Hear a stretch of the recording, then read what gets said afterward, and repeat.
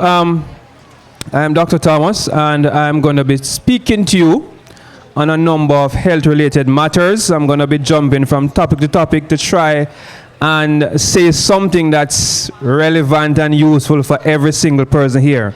Now, I see a number of children, so I'm going to spend the first 15-20 minutes addressing some issues concerning our children. So parents, please pay attention as I'm going to speak about your children and their preparation for back to school.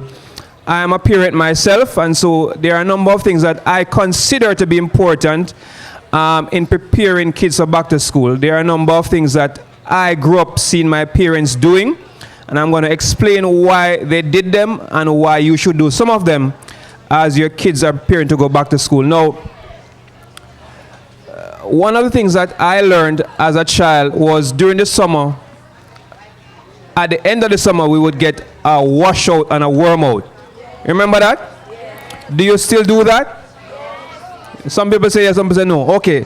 So worms are a real thing.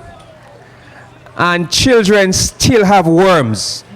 And a few signs that your child may have worms may be itching at the bottom. Yeah, that's a sign of pinworms.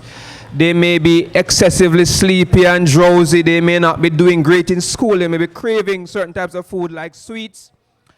But most kids who run up and down and play outside, especially if you have pets at home, if they have lots of sweets in their diet, they are probably going to have worms.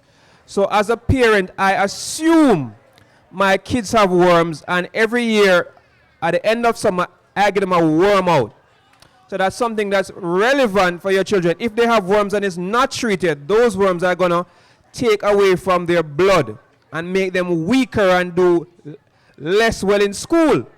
And it's a very cheap and simple way to improve your child's health. So the most popular medicine on the market now is Zentel. It may be like $300, $400 for a dose of it. One dose is enough. So $500, depending on which pharmacy you go. Okay, $500 something. That's still relatively inexpensive. Most people can afford that. And we recommend that you worm out the whole family. Because pinworms, for example, can pass from person to person.